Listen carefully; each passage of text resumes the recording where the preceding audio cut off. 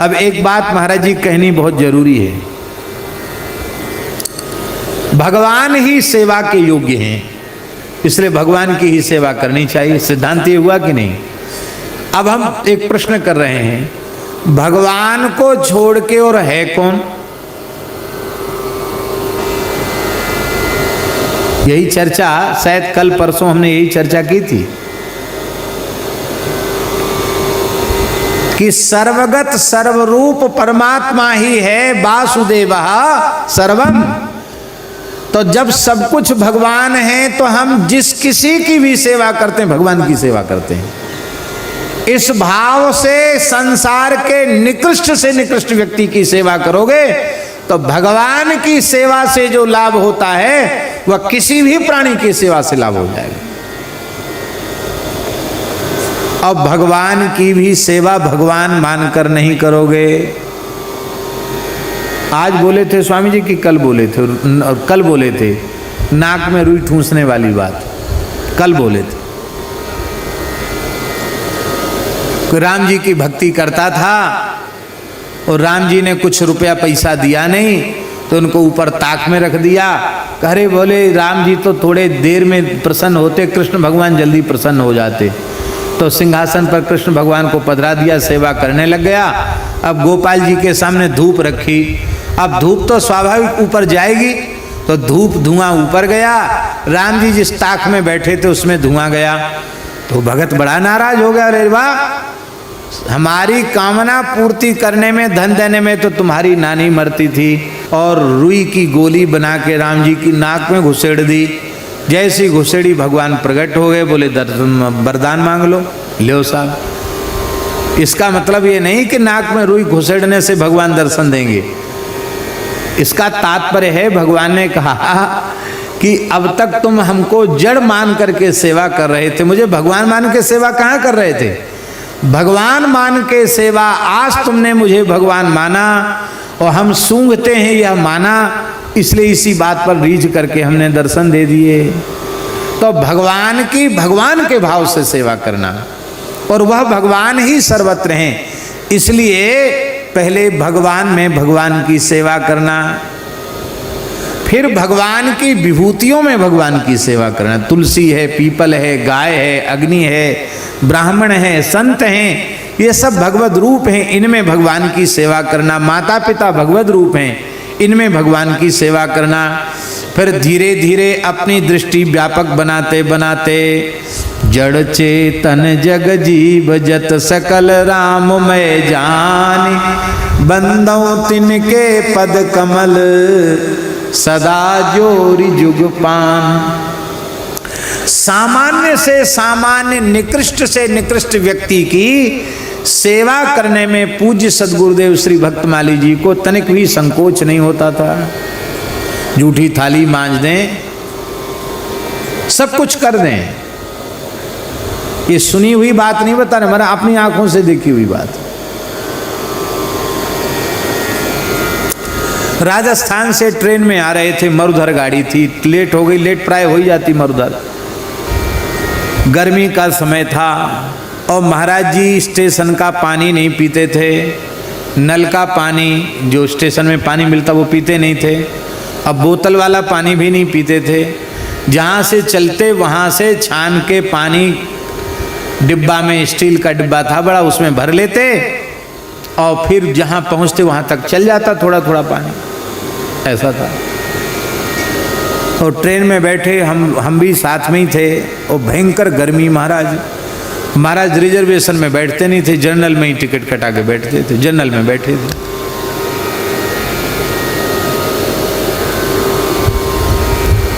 Station पे जाके ticket लेते थे जनरल डिब्बा की, तो हम बैठ गए। अब एक मुसलमान महिला, हमें अब तक गिनती याद नहीं कितने बच्चे थे उसके, कई थे महाराज, नाक बह रही, आंख बह रही, ऐसे मेले कुचेले से कपड़ा, कई थे मतलब, और सिल्वर के कटोरा और उसका प्लास्टिक का लोटा जैसा कुछ, ऐसे अपने बहुत सामान्य गरीब लोग थे। वेशभूषा से लगता था सब मुसलमानी भाषा से। तो अब उसके बच्चे, उसको प्यास लग रही थी, उस महिला को भी प्यास लग रही थी, उस महिला को भी प्यास लग रही थी। उसने कहा भैया कोई पानी दे दो। पानी किसी ने नहीं दिया। स्टेशन पर उतरी, वहाँ स्टेशन में पानी नहीं था, नल में पानी नहीं आ रहा था। महाराज जी की दृष्टि पड़ी। महाराज जी ने बड़े स्नेह से कहा,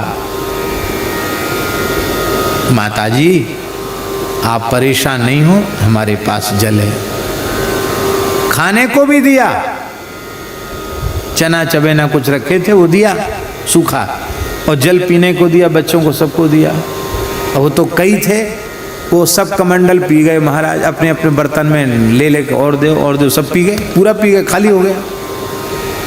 अब महाराज तो, अब दूसरे तो दूसरी जगह का पानी पी लेते, महाराज तो पीते नहीं। और उसी में से हम सबका गुजारा होना, 2-3 मूर्ति।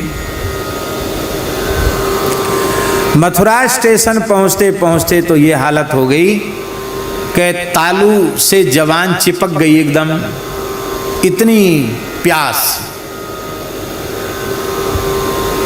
तो मथुरा स्टेशन पर उतरे तो वहाँ कुल्ला वगैरह किया स्टेशन के पानी से, पानी तो पिया नहीं। हमने किया, महाराज जी ने तो कुछ नहीं, तो खाली प्रणाम किया बस। तांगे में बैठ गए, तांगे चलते थे। सुदामा कुटी विराजते थे। महाराज जी आए सुदामा कुटी में, और आते ही बोले जाओ पंडित जी अब स्नान करो, डोल हुआओ, दातुन कर लो, स्नान करो, संध्या करो। तो हमने कहा महाराज जी इतनी जोर की प्यास लग रही कि बोला नहीं जा रहा है, भूख भी बहुत तेज लग रही है, प्यास भी लग रही है, हैं? और दातुन चबाने की कहाँ इतनी ताकत है, और न डोल जाने की, हम तो कुछ जल पिएंगे पहले। तो महाराज जी बोले कैसे ब्राह्मण हो, बिना संध्योपासन के तुमको भूख प्यास कैसे लगी, बिना नित्य नियम के भूख प्यास कैसे लगे आई। कोई बात नहीं, तुम्हारी पोथी में कोई मना नहीं लिखा है। तो तुम, महाराज जी ने तुरंत शिकंजी बनाई, और शिकंजी बना करके 1 गिलास शिकंजी दी। बोले चलो पहले शिकंजी पी लो, कोई बात नहीं, आपद धर्म है। और फिर कहा कि अभी तुम्हें भूख प्यास नहीं लगी है, काशी से चलकर पैदल विंध्याचल आए थे, 3 दिन लगा था, बीच में कुछ खाया पिया नहीं। विंध्याचल पहुँचे तो इतनी जोर की भूख प्यास लगी, वहाँ कुछ नहीं था, रात्रि का समय था। तो गंगा जी के किनारे की गीली मिट्टी खा करके भूख बुझाई, और गंगा जी का जल अंजलि भर करके पिया। ऐसा अवसर तो तुम्हारे जीवन में नहीं आया। तुम्हें भी भूख प्यास का अनुभव कहाँ हुआ? 3 दिन के बाद ये खाया पिया गया था।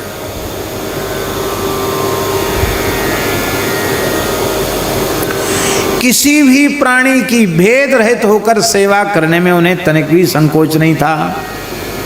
क्यों संकोच नहीं था? इसलिए संकोच नहीं था क्योंकि उनकी दृष्टि में व्यक्ति था ही नहीं, उनकी दृष्टि में सब कुछ परमात्मा ही था। ये बात, हमें बुखार, खूब तेज बुखार, और कुछ दवाई लेनी पड़ी बुखार की, दूध के साथ गोली ली, और थोड़ी देर बाद रात को जहाँ आसन था हमारा वहीं उल्टी हो गई, बहुत तेज उल्टी हुई। महाराज जी और हम 2 ही लोग थे। महाराज जी ने तत्काल बोरी बाहर करी, और जो उल्टी फैल गई थी उसको अपने दोनों हाथों से प्रेम से भरकर, बिना किसी घृणा के, बमन को, उल्टी को अपने अंजलि में भर करके और बाहर फेंके, पूरा सब धोया। बोले तुम अभी कहीं मत जाओ, बाहर हाथ पकड़ के ले गए, ठंडे पानी से मुंह धुलाए, लेट जाओ। हम पूछते हैं, बातें तो लंबी चौड़ी हम भी कर रहे हैं, लेकिन क्या हम ऐसा कर सकते हैं?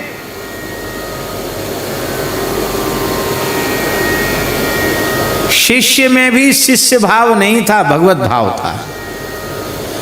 और अब हम इतने बड़े महात्मा हो गए कि किसी अतिथि को हम पानी की पूछ लें, उसे प्रसाद दे दें, उससे कुछ नहीं 2 मीठी बात कर लें तो हमारी इज्जत चली गई, हमारी तपस्या चली गई, हमारा त्याग चला गया, हमारा वैराग्य चला गया।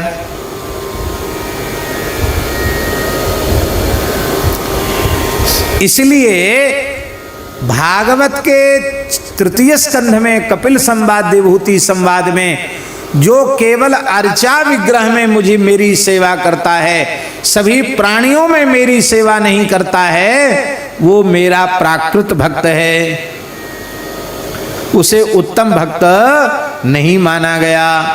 और यहां तक कह दिया भगवान ने, भस्मन्येव जुहोतिसः, सभी प्राणियों में मुझे न स्वीकार करके जो सेवा नहीं करता, वो तो राख की ढेरी में हवन कर रहा है।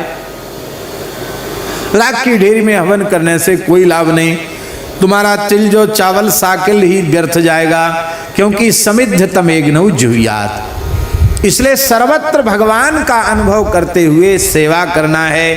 किस भाव से? सो अनन्य जाके अस मति न टरे हनुमंत, मैं सेवक